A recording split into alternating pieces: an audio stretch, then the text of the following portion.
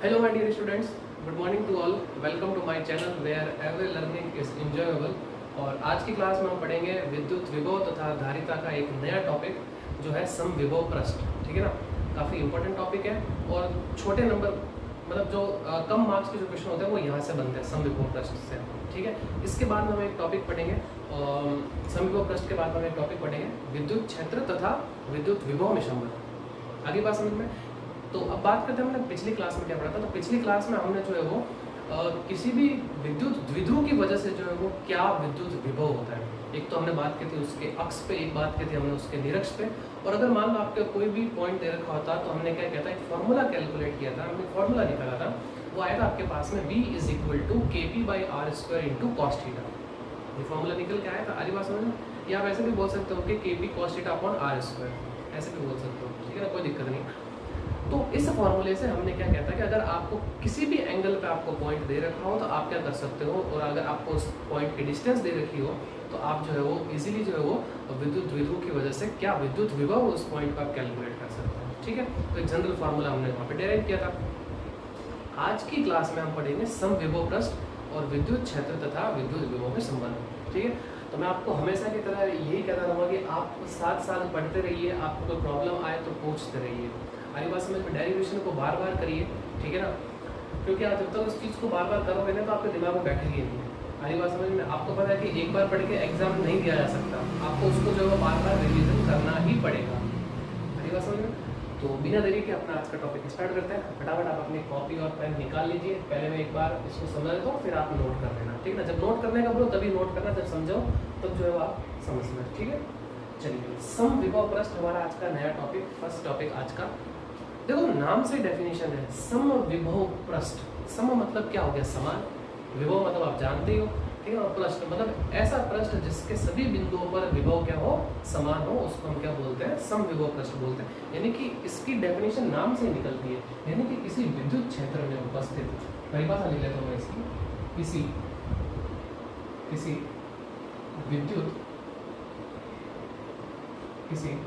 विद्युत क्षेत्र में उपस्थित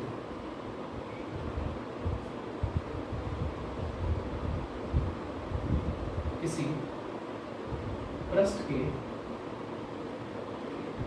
या किसी चलो ऐसा देख लो, किसी पृष्ठ के सभी बिंदुओं पर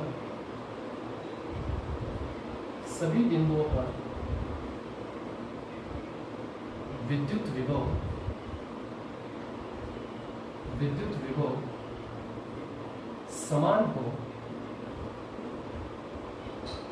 ऐसे पृष्ठ को समविभव पृष्ठ कहते हैं। हम ऐसा भी है ना समविभव पृष्ठ बनाएंगे। ठीक है ना, पहले ये समझा देता हूँ, फिर उसके बाद हम जो समविभव पृष्ठ की कुछ आकृतियां होती है जो एग्जाम में 1 नंबर में पूछी गई है। आगे बात समझ में।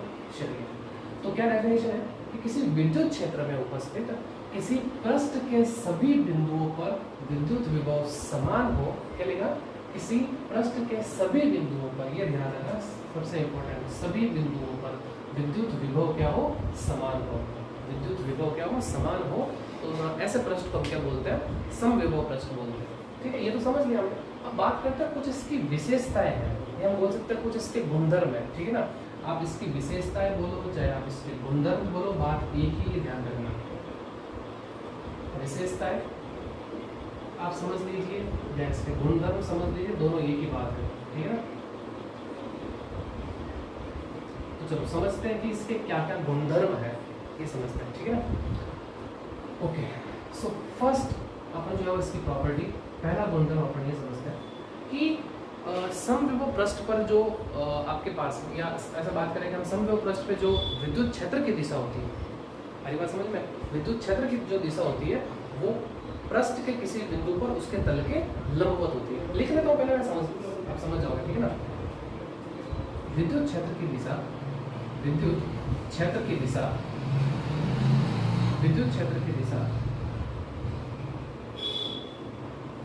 पृष्ठ पर उपस्थित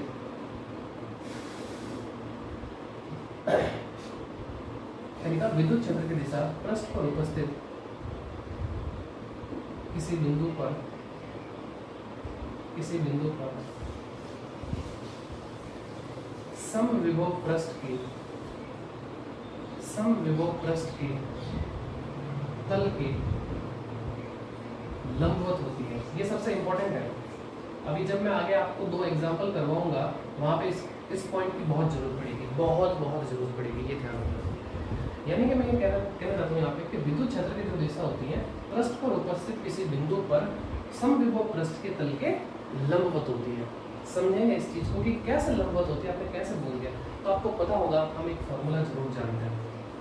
जैसे कि मान लीजिए आपके पास में कोई समविभव पृष्ठ है, ठीक है, ये आपके पास में समविभव पृष्ठ, और मान लीजिए यहाँ पे आपके पास में दो पॉइंट है, एक पॉइंट ये रहा, एक पॉइंट ये रहा। अगर ये समविभव पृष्ठ है तो इसका मतलब मैं कह सकता हूँ कि VA is equal to VB। ये मैं ऐसा क्यों कह रहा हूँ क्योंकि ये कौन सा पृष्ठ है, ये आपके पास में है समविभव पृष्ठ। अगर हम ऐसा मानते हैं कि अगर ये आपके पास में समविभव पृष्ठ है तो VA इक्वल टू VB होना चाहिए। ओके, अब हमने एक फार्मूला पढ़ा है, वो फार्मूला ये पढ़ा है कि VA minus VB is equal to minus integration limit B से A E डॉट dr। बोलो सही है, ये चीज हमने पढ़ी है ना। VA minus VB is equal to minus integration limit B to A और E डॉट dr। अच्छा, VA इक्वल टू VB है तो इसका मतलब ये वैल्यू क्या हो जाएगी आपके पास में, ये वैल्यू आपके पास में क्या हो जाएगी, 0 हो जाएगी। अच्छा, एक चीज और मैं यहाँ पे लिखना चाहूँगा, अगर ये दो पॉइंट बहुत ही पास में है, अगर मैं यहाँ पे लिख लेता हूँ ऐसा, यहाँ पे पहले ऐसा लिख लेता है फिर हम बात करते हैं उसके बाद।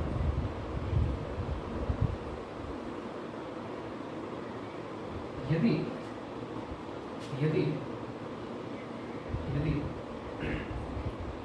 समविभव पृष्ठ पर समविभव, पहले चलो वो लिख लेते हैं, पहले वो इक्वेशन लिख लेते हैं फिर ये लिखेंगे। क्या इक्वेशन थी कि VA minus VB is equal to minus integration limit B to A और ये हो जाएगा आपके पास में E डॉट dr। ये चीज होती है। अब लिखते हैं वो चीज, यदि दो बिंदु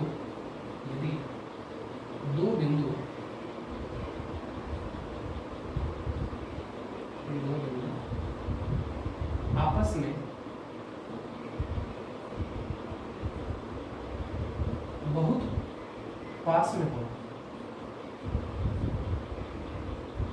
बहुत पास में, यदि दो बिंदु आपस में बहुत पास में हो तो आपको पता होगा जब कोई दो पॉइंट बहुत पास में होते हैं तो आपको पता होगा उसका अंतर बहुत कम होता है। तो उसको हम किससे लिखेंगे, इस VA माइनस VB को हम कैसे लिखेंगे, इस VA माइनस VB को हम लिख सकते हैं कैसे, 0, मतलब सॉरी 0 तो अभी तो नहीं लिखेंगे, इसको कैसे लिख सकते हैं, DB लिख सकते हैं।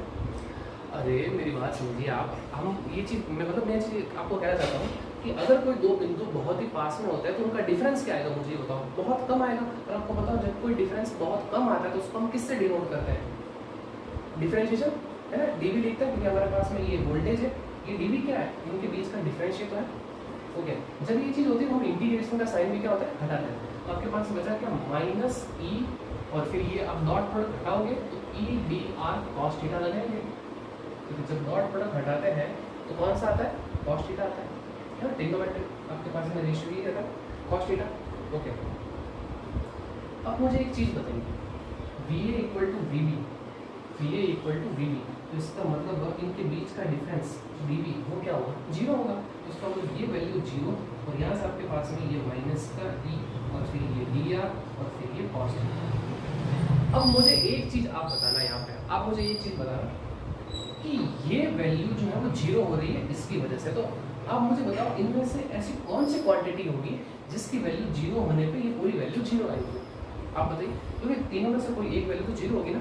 सबसे पहले हम बात करते हैं E की, तो क्या विद्युत क्षेत्र 0 हो सकता है, जब अगर विद्युत क्षेत्र ही 0 होगा तो विद्युत विभव कहाँ से आएगा, पहले तो मुझे ये बताइए। तो हमें डेफिनेशन में देगा किसी विद्युत क्षेत्र में उपस्थित, तो यहाँ पे हम ये चीज़ कह सकते हैं कि जो आपके पास में E जो है वो नॉट इक्वल टू 0 है। अब बात आती है dr की, मान लीजिए ये इनके बीच जो है वो dr डिस्टेंस, इनके बीच में dr डिस्टेंस, पर इनके बीच में डिस्टेंस तो होगी ना कुछ। हमने तो ये तो नहीं बोला कि दोनों बिंदु एक ही जगह पे, हमने बोला कि दो बिंदु बहुत पास में, इसका मतलब dr भी जो है वो 0 होने से ना डी आर भी जीरो होने से रहा। तो इसका मतलब जीरो कौन होगा? कॉस थीटा की वैल्यू भी तो जीरो होगी। मुझे एक चीज़ बताइए कि cos theta is equal to zero, cos theta is equal to zero, तो मुझे बताओ यहाँ से ये थीटा की वैल्यू कितनी निकल के आई? 90 तो निकल के आई, क्योंकि कॉस थीटा की वैल्यू जीरो कब होती है? 90 पे होती है। तो हम यहाँ पे ये चीज़ बोल सकते हैं कि ये आपके पास में जो विद्युत क्षेत्र है वो लंबवत होता है किसके? उसके पृष्ठ के। ये 90 डिग्री आएगा, 90 डिग्री किसका है? इस पे आया E dot D R. E dot D R से आपको क्या पता चला कि अगर ये वैल्यू अगर मतलब थीटा की वैल्यू अगर 90 होगी तो इसकी वैल्यू क्या निकल के आएगी? जीरो। तो कॉस 90 की वैल्यू जीरो होगी और फिर जीरो से मल्टीप्लाई करोगे तो पूरी वैल्यू जीरो आएगी। तो ये कहने का मतलब ये कि ये टर्म की वैल्यू जीरो हो रही है, तो किसकी वजह से हो रही है? इस कॉस थीटा की वजह से हो रही है, ना कि इनकी वजह से हो रही है। आई होप आप चीज़ें समझ पा रहे हैं। अगर फिर भी समझ में नहीं आया तो आप मुझे मैसेज कर देना, मैं आपको अच्छे से समझा दूँगा, या मुझे कॉल कर देना, ठीक है ना? क्लियर? ये तो थी इसकी first property. Now second property की बात करते हैं, इसकी दूसरी प्रॉपर्टी की बात करते हैं। तो दूसरी प्रॉपर्टी इसके क्या कहती है? सुनिए, किसी समविभव पृष्ठ, किसी समविभव पृष्ठ पर किसी बिंदु आवेश को, किसी बिंदु आवेश को, किसी बिंदु आवेश को एक बिंदु से दूसरे बिंदु तक, एक बिंदु से दूसरे बिंदु तक ले जाने में किया गया कार्य शून्य होता है। ओके, यानी किसी समविभव पृष्ठ पर अगर आप किसी एक बिंदु आवेश को एक बिंदु से दूसरे बिंदु तक अगर आप लेके जाओगे ना, तो वहां पर हमें कोई कार्य नहीं करना पड़ता। समझते हैं इस चीज को कैसे? यानी कि ये आपके पास में कोई समविभव पृष्ठ है, ये ए बिंदु है, ये बी बिंदु है, ये और ये बी। मान लीजिए कोई आवेश क्या रखा है, इसको आप यहाँ से यहाँ लेके जा रहे हो। तो सबसे पहली बात तो अगर ये समविभव पृष्ठ है, अगर ये आपके पास में समविभव पृष्ठ है, अगर ये समविभव पृष्ठ है, तो इसका मतलब हम बोल सकते हैं कि B A is equal to B B. बोलो सही है? B A is equal to B B. तो अगर, और हमने एक फार्मूला पढ़ा है कि B A minus B B is equal to W बटे क्यू। और जब अगर बी ए और बी बी इक्वल है तो इसका मतलब दोनों का डिफरेंस क्या आएगा? जीरो निकल के आएगा। तो जब ये जीरो होगा तो डब्ल्यू बाई क्यू, तो इसका मतलब यहाँ से डब्ल्यू इज इक्वल टू क्या निकल के आया? जी। क्यू इधर चला जाएगा, जीरो से मल्टीप्लाई कर लेंगे तो वर्क कितना आएगा? जीरो। तो ये चीज़ आप हमेशा दिमाग में रखना। ये एक नंबर का क्वेश्चन पूछ सकता है छोटा, ठीक है ना? कि जब अगर आपके समविभव पृष्ठ पर एक बिंदु आवेश को एक बिंदु से दूसरे बिंदु तक लेके जाते हो तो आपको कितना कार्य करना पड़ता है? जीरो। ठीक है, चलिए तीसरे विषय समझते हैं, या तीसरा गुणधर्म इसका समझते हैं क्या है। कि किसी चालक का पृष्ठ सदैव समविभव पृष्ठ होता है। चलेगा? अगर किसी चालक की बात करते हैं ना, तो उसका पृष्ठ हमेशा क्या होता है? समविभव पृष्ठ होता है। किसी चालक का पृष्ठ सदैव समविभव पृष्ठ होता है। क्यों? क्योंकि मुझे एक चीज बताइए कि जो आपका चालक होगा ना, उसका जो संपूर्ण आयतन होगा वो क्या होता है? एक ही विभव के साथ में जो है वो कनेक्ट रहता है। तो इसका मतलब जब हम ये बोल सकते हैं कि किसी चालक का जो है वो आपके पास में उसका आयतन जो है, एक चालक का जो आयतन है, अगर वो समान विभव है तो हम बोल सकते हैं कि उसका पृष्ठ भी क्या होगा? समान विभव होगा। ये ध्यान रखना इस चीज की, मतलब ये छोटी छोटी चीजें हैं, एक विशेषता, ये गुणधर्म है इसके समविभव पृष्ठ के किसी चालक के। तो किसी चालक का जो पृष्ठ होता है वो सदैव क्या होता है? समविभव पृष्ठ होता है। क्योंकि चालक का संपूर्ण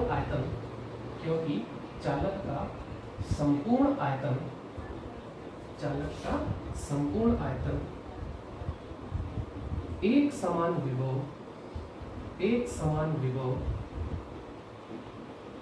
पर होता है। ये इसका रीजन है क्या है? ठीक है ना? चालक का पृष्ठ समविभव पृष्ठ क्या होता है? क्योंकि चालक का संपूर्ण आयतन एक समान विभव पर होता है। ठीक है? नाउ लास्ट फोर्थ प्रॉपर्टी या चौथा गुणधर्म या चौथी विशेषता आप बोल सकते हो कि दो समविभव पृष्ठ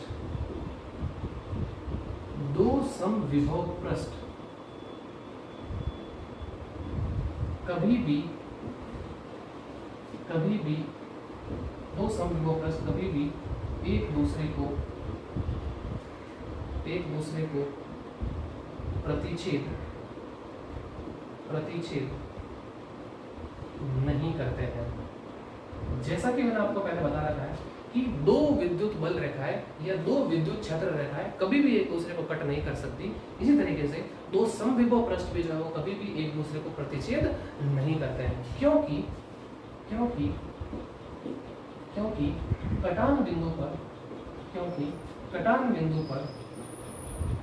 कटान बिंदु पर विद्युत क्षेत्र या विद्युत विभव की दो दिशाएं, क्या लिखा है यहाँ पे, क्योंकि कटान बिंदु पर विद्युत क्षेत्र या विद्युत विभव की दो दिशाएं होगी जो कि संभव नहीं है। जैसे कि आपको पता होगा, मैंने आपको एक चीज समझाई थी जब मैंने विद्युत क्षेत्र रेखाएं पढ़ाया था, वहां पे क्लियरली बताया था मैंने आपको कि दो समविभव पृष्ठ कभी मतलब दो विद्युत क्षेत्र रेखा कभी भी एक दूसरे को नहीं काट सकती, क्योंकि कटान बिंदु पर विद्युत क्षेत्र की मतलब जो आपके पास में दो स्पर्श रेखा होगी वो किसको बता रही होगी, दो विद्युत क्षेत्र को बता रही होगी। जबकि हमें ये चीज पता है कि एक बिंदु पर जो है वो सिर्फ और सिर्फ एक ही विद्युत क्षेत्र की दिशा होती है। मेरी बात समझ में क्लियर? तो इसी तरीके से एक बिंदु मतलब जो कटान बिंदु पर होगा आपके पास में विद्युत क्षेत्र या विद्युत विभव की जो दिशा होगी वो क्या होगी, एक ही होगी, जो कि आपके पास में दो दिशाओं को प्रदर्शित करेगी, जो कि संभव नहीं है। जैसे कि मान लीजिए आपके पास में ये दो पृष्ठ है, ये आपके पास में दो पृष्ठ, ये आपके पास में जो दो पृष्ठ मान लीजिए, ठीक है। ये आपके पास में पृष्ठ 1 हो गया, ये आपके पास में पृष्ठ 2 हो गया, ये 1 और ये 2, ठीक है। मान लीजिए इसकी वजह से जो विद्युत क्षेत्र रेखा है, इसकी वजह से पहले इसकी वजह से बात कर लेते हैं। इसकी वजह से ये विद्युत क्षेत्र इस तरफ बनाएगा, अरे बात समझे, क्योंकि विद्युत पृष्ठ के तल के लंबवत बना रहे हैं हम। अरे यही तो चीज थी, हमने पढ़ा ना, विद्युत क्षेत्र की दिशा पृष्ठ पर उपस्थित किसी बिंदु पर समविभव पृष्ठ के लंबवत होती है। तो ये आपके पास में पृष्ठ है, तो पृष्ठ के लंबवत, और इस तरीके से ये ऐसे रखा है तो इसके लंबवत ऊपर की ओर, तो इसका मतलब यहाँ आपके पास में विद्युत क्षेत्र की दिशा इस तरह है। ये आपके पास में E2 को बता रहा है।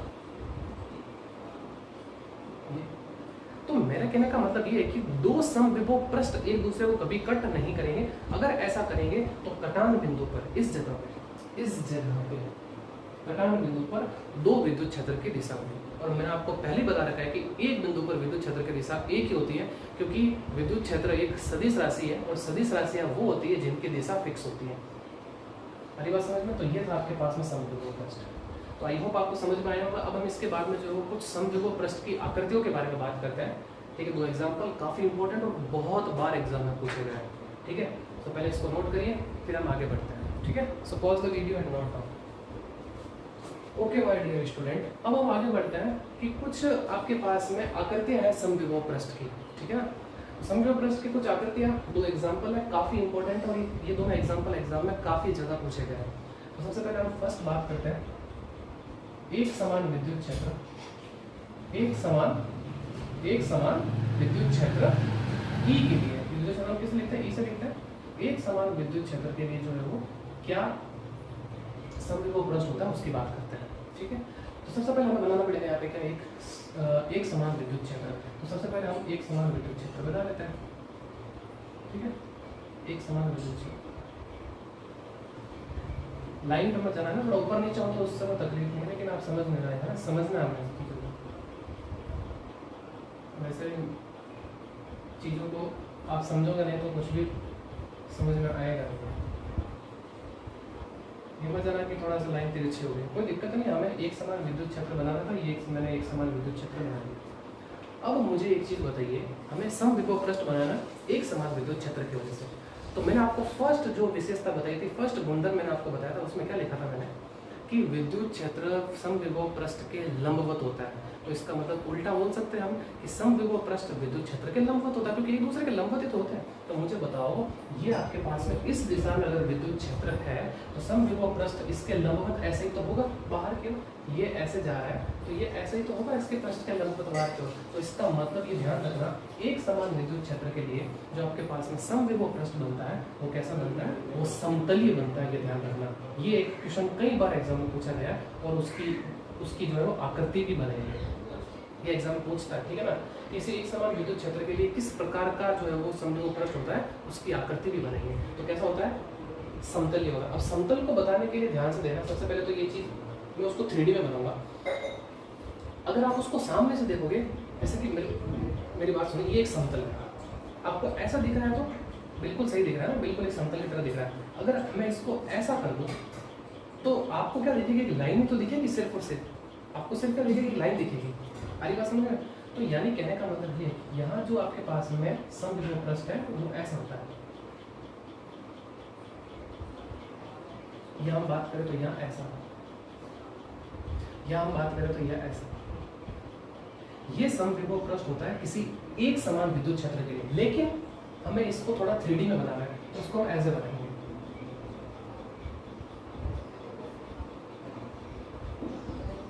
ये समविभव पृष्ठ, अरे बात समझ में?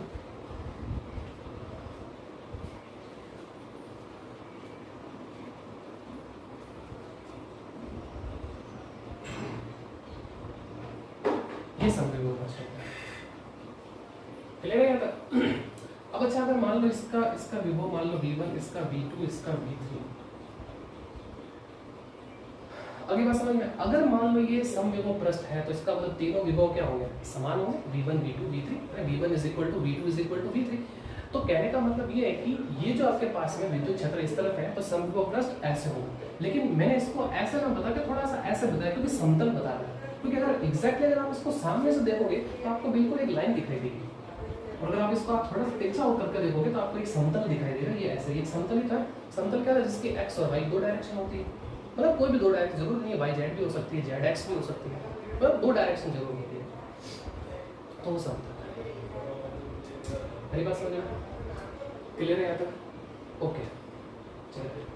अच्छा, समतल की जैसे अगर मैं बात करूँ तो समतल मैथ्स के अंदर भी एक टॉपिक है, ठीक है ना, समतल जो 3D के अंदर पढ़ता है। तो हालांकि मैं उस समतल की बात नहीं कर रहा हूँ, अरे बात समझ में, मैं यहाँ पे इस समतल की बात कर रहा हूँ कि यहाँ पे मैंने क्या किया, इस डायग्राम को जो है वो 3D में बना है, ये समझो आप, ठीक है ना। मतलब एक से ज़्यादा आपके पास में डायरेक्शन हो, उसके लिए उसका मतलब बोलते हैं समतल बोलना, सीधी सी बात आप ये समझिए। ओके, तो ये तो हो गया एक समान विद्युत क्षेत्र के लिए। दूसरी बात करते हैं, किसी विलगित बिंदु आवेश के लिए। विलगित का मतलब मैंने आपको एक बार पहले भी समझा रखा है, जिसका मतलब होता है कि सिर्फ और सिर्फ आवेश के अलावा और कुछ नहीं हो, उसको हम क्या बोलते हैं, विलगित होगा।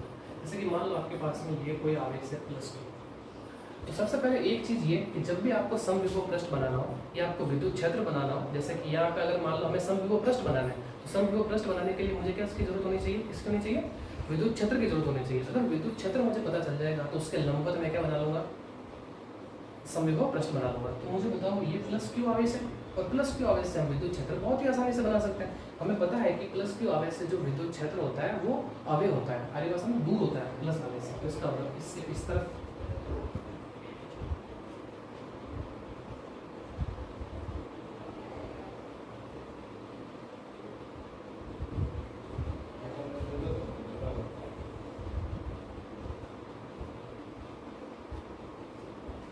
ये आपके पास में +q आवेश।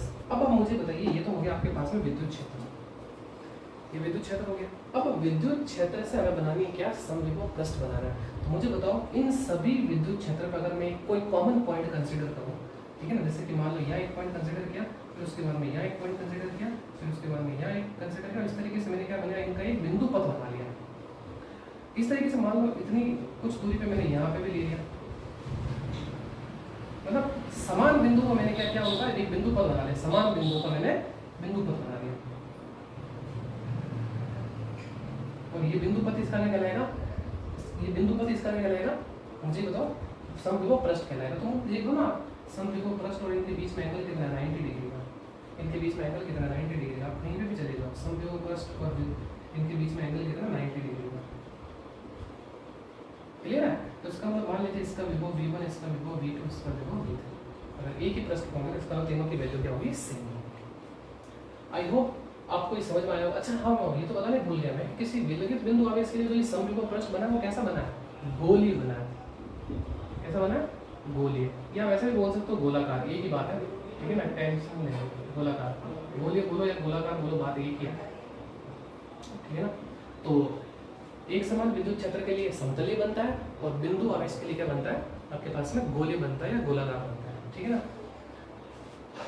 तो फटाफट आप इसको नोट करिए, फिर हम इसके बाद अपने अगले टॉपिक पे चलते हैं, यानी कि विद्युत क्षेत्र और विद्युत विभव, जो कि हमारा आज का लास्ट टॉपिक होगा। ठीक है? So pause the video and note down. Okay, अगर ये नोट कर लिया है तो अब हम आगे बढ़ते हैं हमारे नेक्स्ट टॉपिक की तरफ, जो है विद्युत क्षेत्र और विद्युत विभव में संबंध।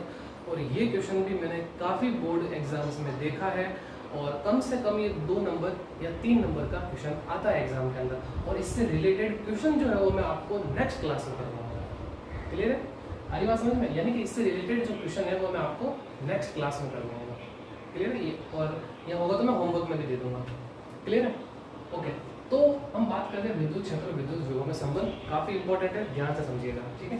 तो सबसे पहले हम चलते हैं विद्युत विभवांतर की परिभाषा से। विद्युत विभवांतर, विद्युत विभवांतर की परिभाषा से।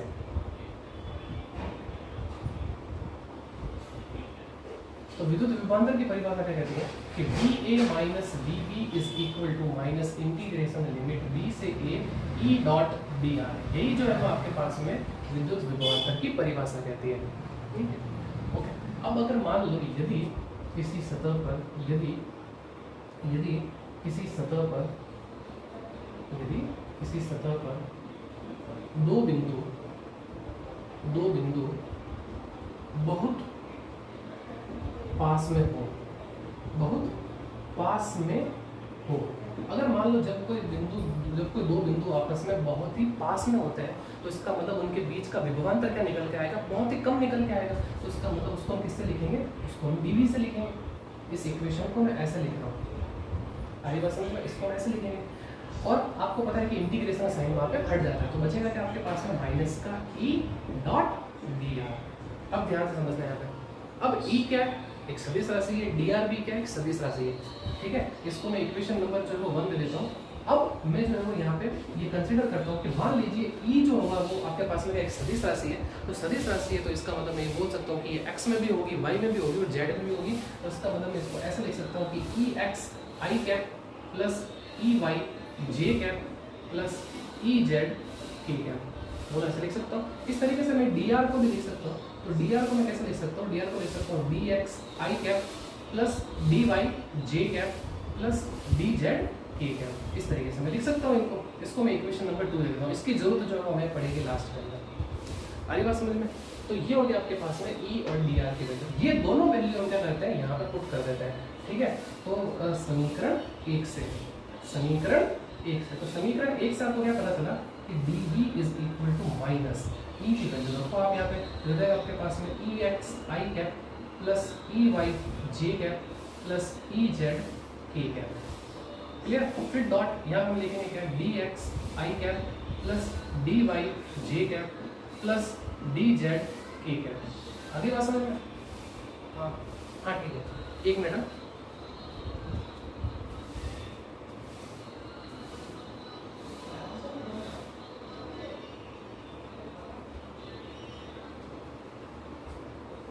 Alright my dear student, sorry कुछ काम था इसलिए। हाँ, तो मैं बात कर रहा था कि या मैंने E की वैल्यू रख ली या मैंने जो है वो dr की वैल्यू रख ली। क्लियर? अब आप इनका जो है वो डॉट प्रोडक्ट निकालना, आपको करना क्या है, डॉट प्रोडक्ट आपको निकालना। तो आपको पता है डॉट प्रोडक्ट कैसे निकालते हैं आप, अगर आप I को I के साथ मल्टीप्लाई करते हैं, J को J के साथ करते हैं, K को K के साथ करते हैं। अगली बात समझ में? अच्छा, I और J को करेंगे तो क्या होगा, आपको पता है कि I डॉट J 0 होता है, I डॉट K 0 होता है। मतलब सेम को मल्टीप्लाई करोगे तो 1 आएगा डॉट प्रोडक्ट के अंदर, यानी कि I को I से मल्टीप्लाई करोगे तो 1। अगर आप I को J से करें, क्यों, क्योंकि होना तो उसको वैसे ही 0 है। तो इसका मतलब हम सीधा सा यहाँ पर करेंगे कि dV इज इक्वल टू देखो इसको मल्टीप्लाई कर लो आप यहाँ पे, सो ये माइनस, ये हो जाएगा आपके पास में क्या, ई एक्स को डी एक्स से मल्टीप्लाई करोगे, हो जाएगा आपके पास में क्या, e x d x plus plus ई वाई को डी वाई से करोगे तो आपके पास में क्या हो जाएगा, ई वाई डी वाई, फिर प्लस ई जेड को डी जेड से मल्टीप्लाई करोगे तो आपके पास में क्या हो जाएगा, ई जेड डी जेड। इसको देते हैं अपने समीकरण नंबर 3। चलो सही है। अब आपको यहाँ पे क्या करना है, समीकरण 3 का आपको क्या करना है, आंशिक अवकलन करना है। ये सबसे इंपॉर्टेंट ध्यान रखना, समीकरण 3 का x के सापेक्ष आंशिक अवकलन करने पर, आंशिक अवकलन, अब अवकलन तो सुना लेकिन ये आंशिक अवकलन क्या है इसको भी समझा देता है। समीकरण 3 का x के सापेक्ष आंशिक अवकलन करने पर, अब देखो आंशिक अवकलन होता क्या है ये समझते हैं, क्योंकि आंशिक अवकलन ही ये नहीं पता नहीं होगा तो हम कैसे उसका जो है वो अवकलन कर पाएंगे।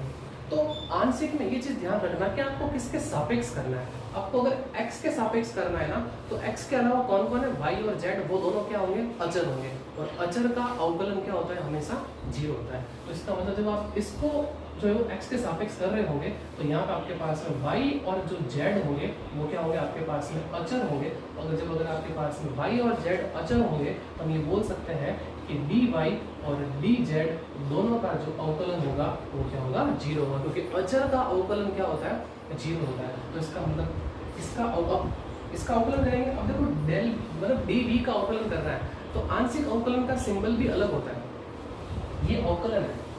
अब आंशिक अवकलन को किससे लिखेंगे, del v by del x। ये आपको जो उल्टे 6 दिख रहे हैं ना, इसको हम डेल बोलते हैं, ठीक है ना। ये हो जाएगा आपके पास में कितना, ये माइनस, और फिर आपके पास में ये ई एक्स और डी एक्स का डेल एक्स के सापेक्ष क्या हो जाएगा, 1 हो जाएगा, ठीक है ना।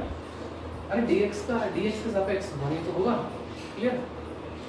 तो ये इसी प्रकार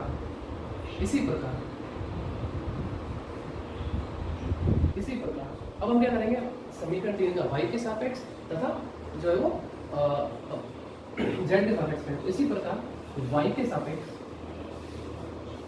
सापेक्ष आंशिक अवकलन करने पर, तो जब अगर आप इसको y के सापेक्ष आंशिक अवकलन कर रहे होंगे तो यहाँ पे आपके पास में x और z क्या हो जाएंगे, अचर हो जाएंगे। तो जब x और z अचर हो जाएंगे तो आपके पास में यहाँ पे dx और dz की वैल्यू आपके पास में क्या निकल के आ जाएगी, 0 निकल के आ जाएगी। तो इसका मतलब आपके पास में del v by del y is equal to क्या निकल जाएगा, आपके पास में माइनस का e की पावर e की पावर y क्या, del v by del y is equal to क्या निकल जाएगा आपके पास में माइनस e y। जैसे कि आपके पास में del v by del x आपके पास में क्या निकल गया, माइनस का e x। इसी प्रकार हमारे पास में del v by del y आपके पास में क्या निकल गया, माइनस का e y। तथा z के सापेक्ष आंशिक अवकलन करने पर, अब z के सापेक्ष भी कर लो आंशिक अवकलन।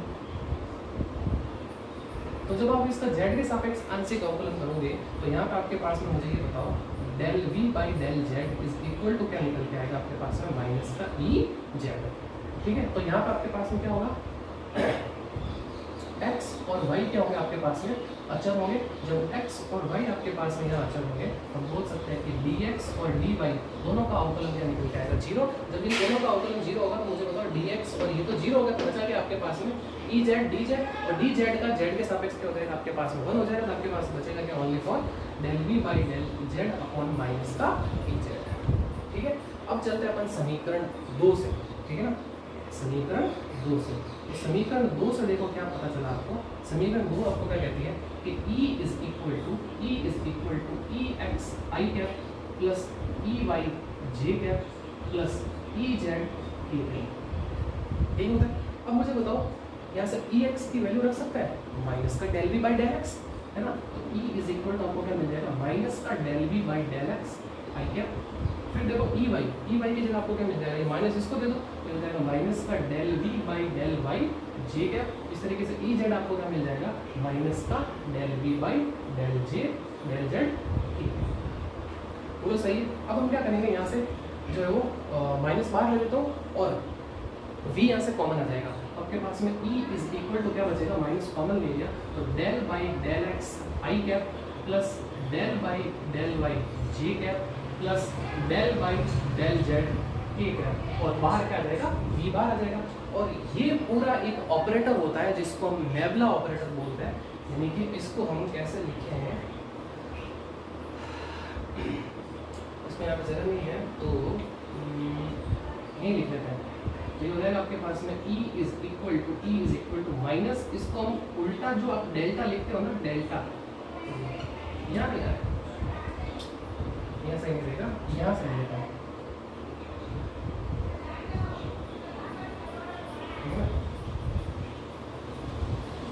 यहाँ लिख लेता हूँ, ठीक है, यहाँ लिख लेते हैं। तो ये आपके पास में इस तरफ जाएगा ना, तो ये आपके पास में आ जाएगा क्या, E इज इक्वल टू ये माइनस, और ये ऑपरेटर होता है नेबुला जिसको आप बोलते हो, और ये भी है। तो यही मुझे कैलकुलेट करना था। ये माइनस तो लिख लिया, इस पूरे की वैल्यू है ना ये, इसको हम एक ऑपरेटर होता है, ठीक है ना, जिसको हम नेबुला बोलते हैं, और ये आपके पास में भी। तो हमें कैलकुलेट क्या करना था यहाँ पे, हमें क्या निकालना था, हमें यहाँ पे हमें निकालना था विद्युत क्षेत्र और विद्युत विभव में संबंध निकालना था। तो ये विद्युत क्षेत्र और विद्युत विभव में संबंध है। हमारी बात समझ में, सबसे पहले हमने क्या किया, विद्युत विभवांतर की परिभाषा ली, फिर उसके बाद हमने दो बिंदुओं को बहुत पास में रखा, जिससे हमारे पास में dB और E और dr मिल गया। तो E और dr सदिश है, तो इसलिए हमने इनको इसके घटकों में तोड़ दिया x, y और z के अंदर। फिर हमने इनकी वैल्यू रखी, और फिर हमने इसका क्या किया, आंशिक अवकलन किया, और फिर यहाँ से हमने जो समीकरण 2 का यूज़ करके Ex, Ey और Ez की वैल्यू हमने इसमें रख ली, और ये इक्वेशन निकाली। ये एग्जाम में कम से कम 2 नंबर या 3 नंबर में पूछी जाती है। आई होप आपको समझ में आया होगा। नेक्स्ट क्लास में हम जो है वो इसके न्यूमेरिकल करेंगे, और फिर हम जो है वो क्लास को आगे बढ़ाएंगे।